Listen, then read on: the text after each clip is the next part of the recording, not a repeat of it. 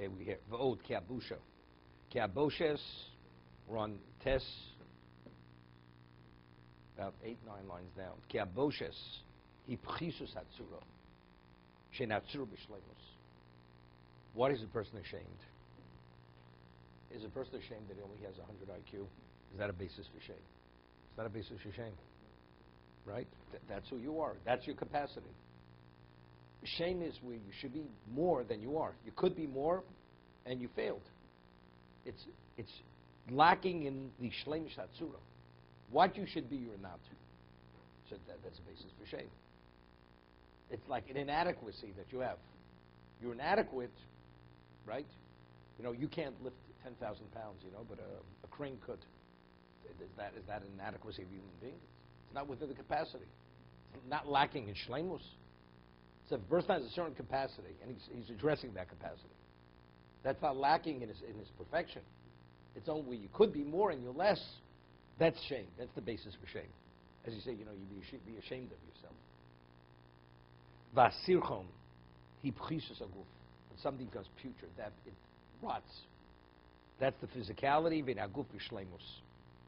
What is the basis for the body to fail? There's some kind of impurity in the physicality. There's a deficiency, and the deficiency causes the sichon, the breakdown of the physicality. Arimu eder shneim. Rima is both. You have to understand why that's both. Rima is maggots. Well, that's when the person dies, right? The person's not here, and the human being is not here, and the body's decomposing. It's the ultimate level of decomposition. It's already, the maggots are eating the body. It happens after a few days. Immediately.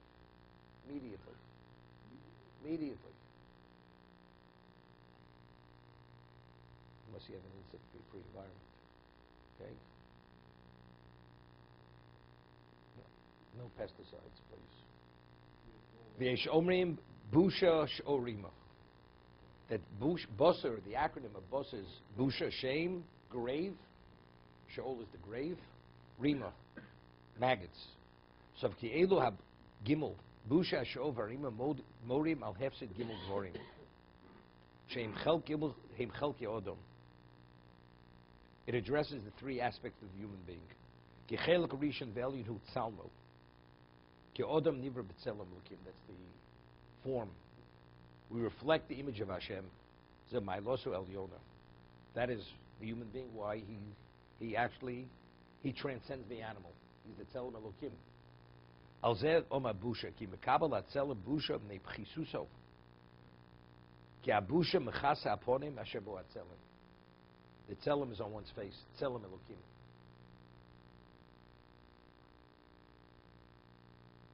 It's interesting.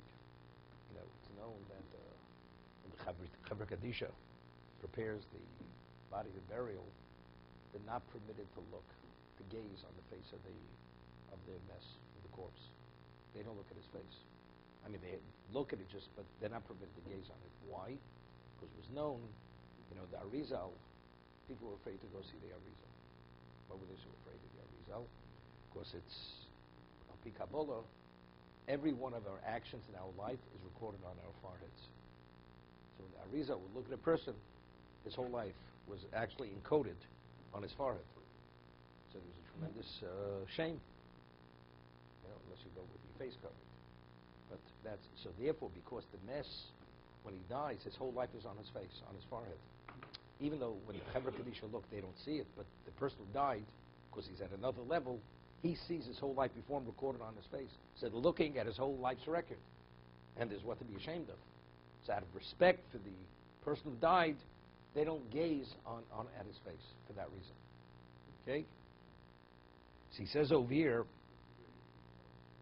no, they look away. No, but you don't gaze. Okay? Whatever has to be done, they do, but they gaze on it, they don't. You know, say, unusual, he has an unusual face, and they start gazing at it. It's not, that's a disrespect. They don't do that. Valzelma bushi ki mekabel atzel boshes mnei pchisuso here ki abusha mechasa aponim asher bo'atzelem Shame covers one's face. It's interesting. You know, when a person is ashamed, what does he do? He lowers his head, right? Or you cover your face. You see these guys, when they arrest them, they wear the hoods. They pull the hood over their face. They don't want to be seen, right? Why? The face. Shame. Cover the face. But it's interesting. The ponim is pinim. The face shows everything within the person. So that's the reason why everything's recorded on the face. Right? That's the ponim. Ponim is pinim. Who brings this? One is from, right? Pinim means inside. Inside. What's inside the person is reflected on one's face.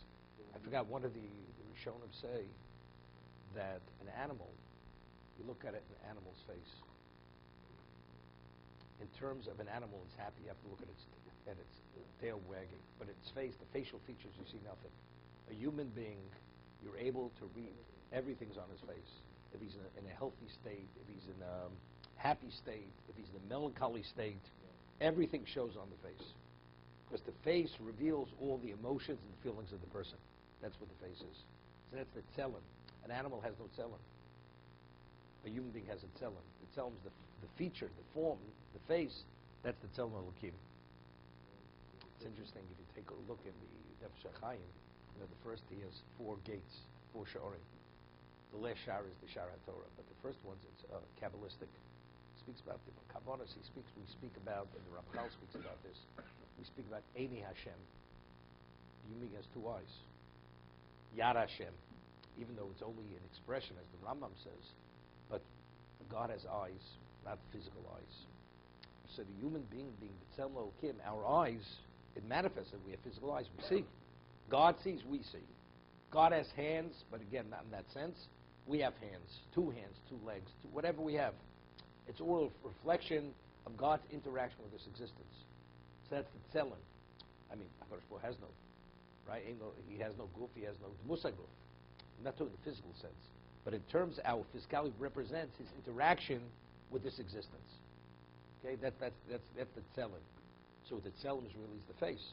The face is the real tzelem. The Gemara says in culling, we say that the Gemara says in Bava that when you return a lost article, the one who lost it has to give very distinct identifying sign that it's his article. It's called simoni. What about if a person has tfiyas ayin? A person says, I recognize it's mine, just through recognition. So the Gemara says, unless he's a Talmud Chacham, who never ever alters his speech, who never says a thing which is not truth. He's always exact what he does, only he can be believed. That's called tfiyas ayin. I recognize it to be mine. You can't explain why, but it is mine. So Gemara says in Chulin that if, let's say, a person commits murder, and witnesses saw it, and they remember he had a scar on his face, and they see a man with the identical scar, is that a basis to convict him? Gemara says no. It's not a basis. Right? You have to recognize the person. You have to recognize his face. So that's called tfiyas ayin. He is the man. Why? Because I recognize him. Why? If you have a simon, you have a scar, even though it's a very unique, one-of-a-kind of scar, that's not enough to convict him. You have to recognize his face. That's called tfiyas ayin. Right? The more speaks tfiyas. That's the basis for testimony. No, it's not out. DNA has nothing to do with it. Off. Has nothing to do with it. What about a film? What about a film? You need Eidim. DNA is not Eidim. You have to. The Eidim did see that died. They said a man who we witnessed a man with this kind of scar committed murder, and we forewarned him. And that this other person has that scar. Is that sufficient evidence that he's the man? Mar says no, that's not. You cannot convict him on that. They have to recognize the person's face.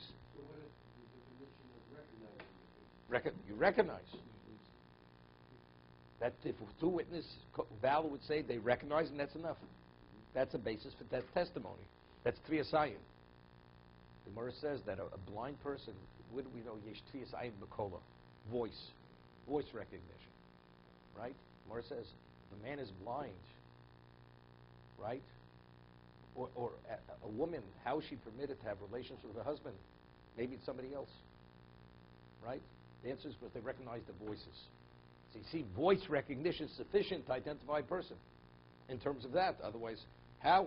You should have to first put the lights on, see who the person is, and then it's permitted to cohabit. Otherwise, the woman shouldn't be permitted. Maybe it's not her husband.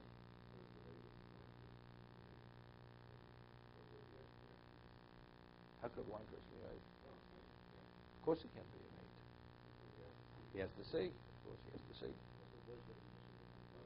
No. Definitely you have to see. Visually you have to see. No, right. Be continued.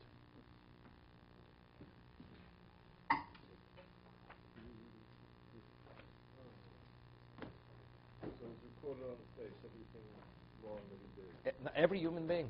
Not in. So the person spent his life doing a Beis, he would say he defaced the face. Well, If he spent his life doing a Beis, he would say he defaced the face. okay. There you go. You don't need tattoos. Everybody takes that.